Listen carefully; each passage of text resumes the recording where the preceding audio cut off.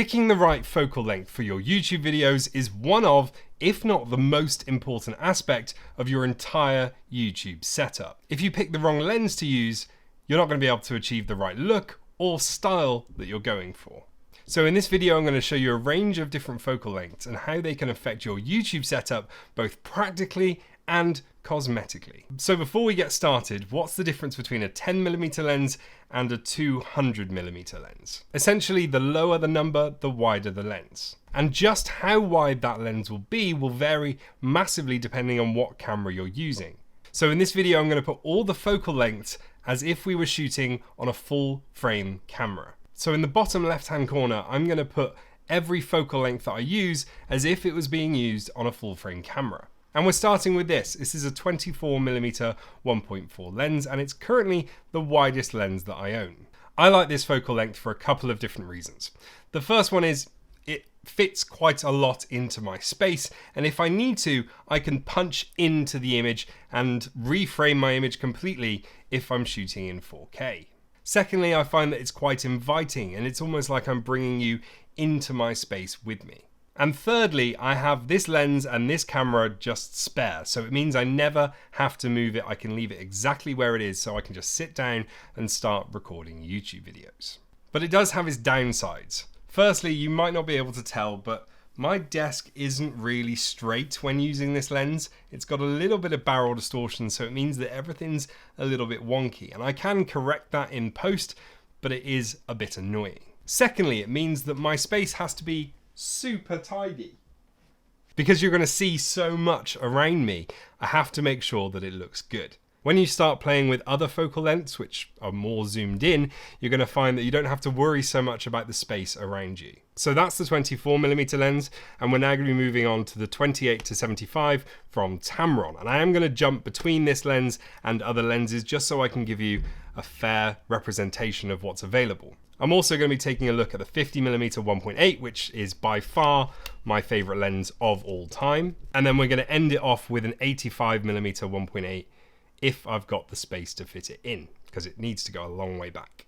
So we're now on the Tamron 28-75mm, and I've set the focal length to be 35mm. This is because it's a super common focal length for prime lenses, and generally 35mm are fairly affordable. I like this focal length a lot. I think it looks absolutely great.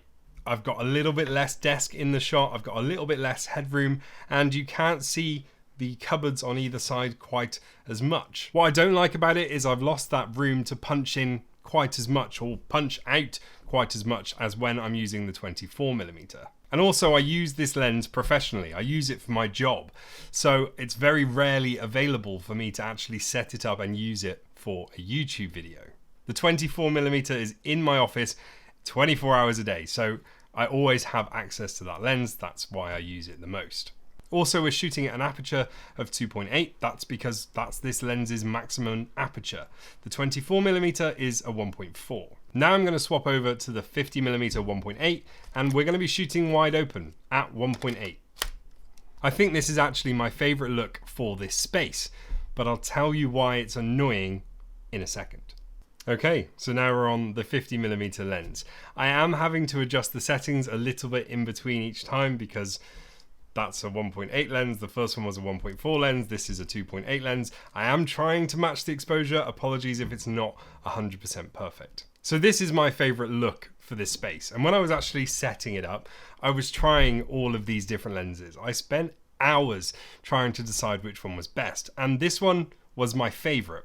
The problem with this lens is that because it's so zoomed in, the camera and the tripod have to be, I'd say they're 6 foot away from the end of my desk. It's a really long way away. And also you can probably see this up in the top left hand corner.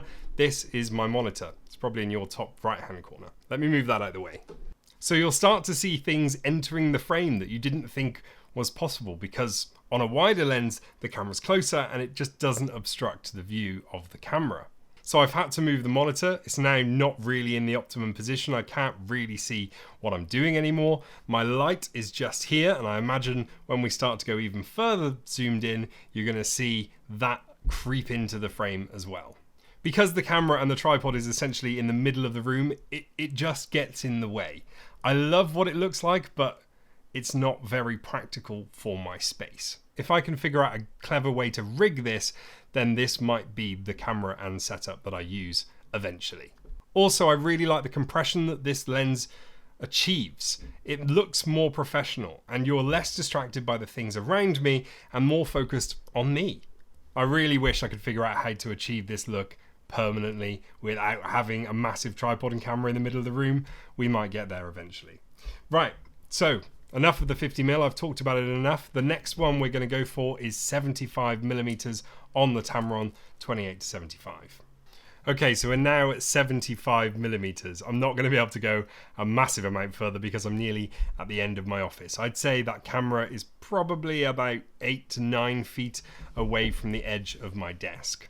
And you can start to see things creeping in again. We've got the monitor up to the left, and like I said, we've started to see my light. So I'm just going to move those things out of the way. If I can get them completely out of the way, I'm not sure I'll be able to, but we'll try. Okay, so I've had to move my light pretty drastically out of the way. You can still see it in the reflection of my TV up there, but it's not in the ideal position anymore, for me at least. I'm not happy with where that is.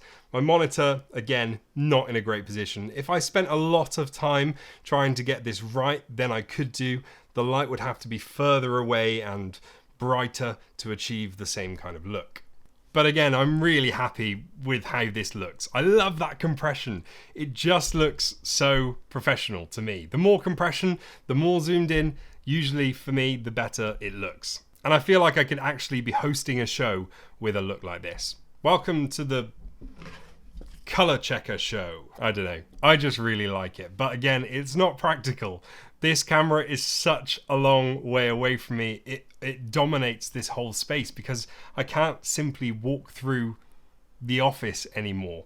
It's too far away. And that's at 75mm, 2.8 on the Tamron 28-75. We've got one more lens I want to try, which is the Viltrox 85mm 1.8, and I think this is going to look stunning if I manage to get that camera far enough back to use it. What is nice is if I'm showing you something like the 85mm 1.8, I can still punch in and give you a really nice product shot of it. Oh, I really like this. Anyway, let's pop the 85mm on, adjust the settings, hopefully get the same kind of exposure, and I'll be right back. Okay, so my tripod is now actually touching the other side of the office. It's a good 15 feet away from me, but it does look really smart, doesn't it? And actually there is a way I could rig the camera exactly where it is permanently, and I really like the look of that. It's got me thinking, it's got my cogs going. But you will notice that you can now see my microphone, so I'm just going to lift that out the way. So the more zoomed in you get, the better compression you get, and the more professional your setup tends to look, but you will start encountering these practical problems where things just start entering the shot that you really weren't expecting to enter the shot. Obviously, we've got lots of things leaving the shot as well. You can no longer see the cabinets on either side of my desk. They're just completely gone. For me, this is the no compromises YouTube setup. And if I had a much bigger space, then this is the lens that I'd probably shoot all of my YouTube videos on. But in here, it's just not that practical. It is possible, but not practical. And we'll see what happens in the future. Maybe I will rig this up to be my primary focal length. So this is an 85mm on a full frame camera, but a 50mm on an APS-C camera would create pretty much the same effect with slightly less depth of field. Somebody commented in one of my last videos that they really liked the new setup and the new look, but they'd like more depth. I don't think you could get much more depth than this in here. Let me know what you think. I hope you found this video helpful. I've really enjoyed making it because it really pushes me to say try every single popular focal length and see which one works the best. I really like this one. If you'd like to see the same video but with even wider focal lengths than the 24mm, let me know and I'll see if I can borrow some super wide prime lenses. If you like the video, give it a like and subscribe to the channel. I'll see you again really soon.